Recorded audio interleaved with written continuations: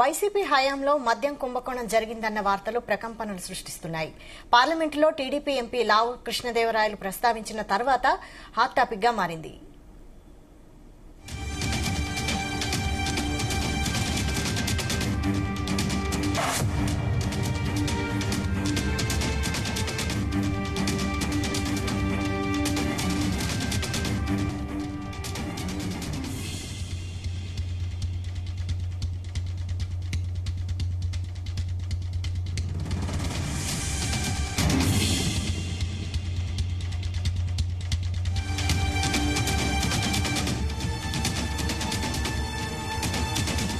YCP హయాంలో మద్యం కుంభకోణం జరిగిందన్న వార్తలు ప్రకంపనలు సృష్టిస్తున్నాయి.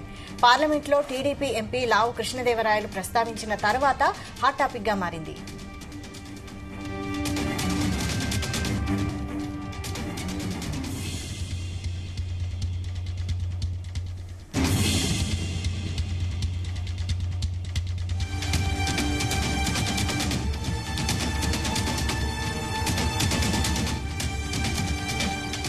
పారదర్శకత లేని వ్యాపార పద్దతుల ద్వారా వైసీపీ నేతలు 20,000 కోట్ల రూపాయల ఆదాయాన్ని ఆర్జించారని ఆరోపించారు. ఈ కుంభకోణంపై ఈడీ ఇతర కేంద్ర దర్యాప్తు సంస్థల ద్వారా విచారణ చేపట్టాలని ఆయన కోరారు. ఆ తర్వాత ఎంపీ లావు కృష్ణదేవరాయలు హోంమంత్రి అమిత్ షాను కలవడం ఇప్పుడు రాజకీయాల్లో ఆసక్తి రేపుతోంది.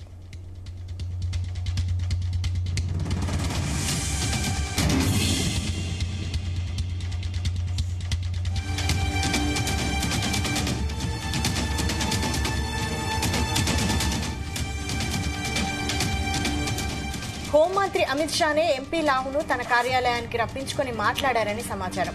ఈ కుంభకోణంపై పూర్తి వివరాలను ఆయన ఆరా తీసినట్లు తెలుస్తోంది.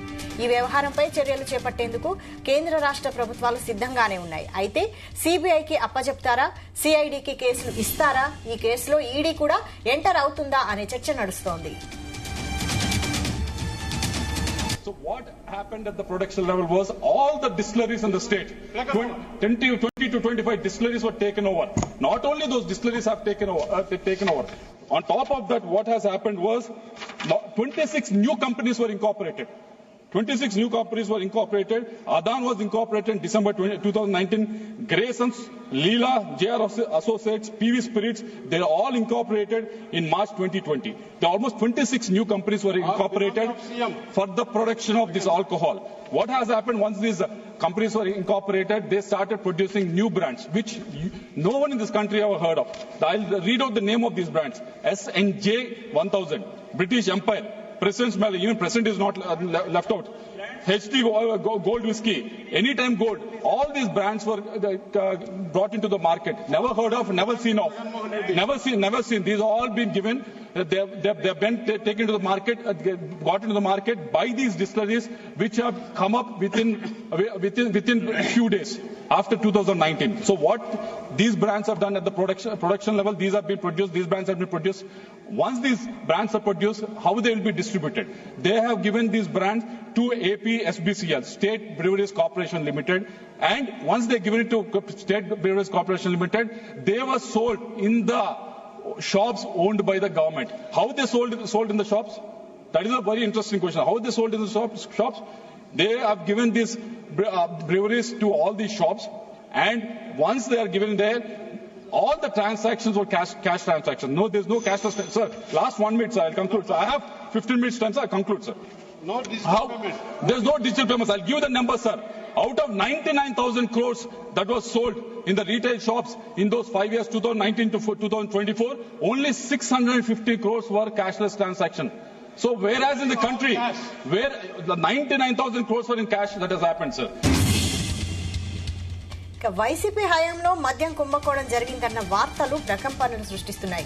పార్లమెంట్లో టీడీపీ ఎంపీ లావు కృష్ణదేవరాయలు ప్రస్తావించిన తర్వాత ఈ అంశం రాజకీయ వర్గాల్లో హాట్ టాపిక్ గా మారింది. ఇదే అంశానికి సంబంధించి మరిన్ని అప్డేట్స్ మా ప్రతినిధి నాగేశ్వరరావు అందిస్తారు. నాగేశ్వరరావు,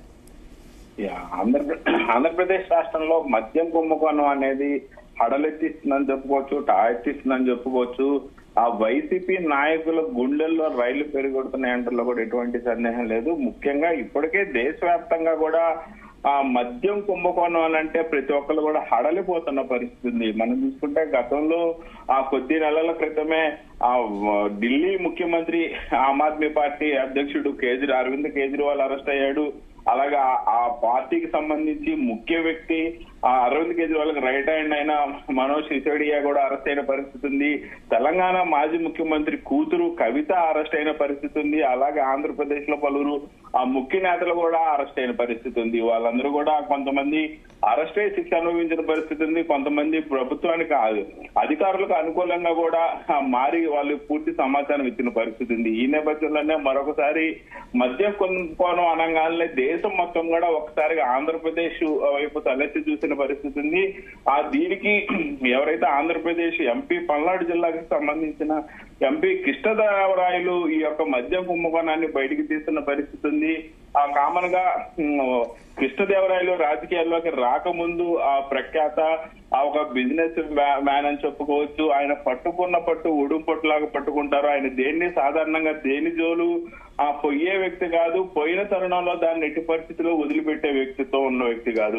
ఇప్పటికే ఆంధ్రప్రదేశ్ లో గానీ దేశవ్యాప్తంగా గానీ ముఖ్యమైన మంచితనం గాని అలాగే నీతి నిజాయితీ నిబద్ధతతో పనిచేసే ఎంపీలలో బయటకు తీస్తే ఫస్ట్ 2-3 స్థానాల్లో కూడా కృష్ణదేవరాయలు ఉంటాడంటలో ఎటువంటి సందేహం లేదు. అటువంటి కృష్ణదేవరాయలు ఆ మద్యం కుంభకోణానికి సంబంధించి అటుపక్క పార్లమెంట్ లో మాట్లాడటం, బీజేపీ లో 2వ స్థానం పొందిన అమిత్ షాతో కలవటం, అలాగే కేంద్రాన్నే కదిలించే ప్రయత్నం చేసిన నేపథ్యంలో మద్యం కుంభకోణం ఏమిటి, ఎలా జరిగింది, ఏం జరుగుతుంది, దీంట్లో ఏముందనే విశ్లేషణ ఆంధ్రప్రదేశ్ వ్యాప్తంగా కూడా గత 2 రోజులుగా ప్రజలందరూ అన్వేషిస్తున్న పరిస్థితి ఉంది.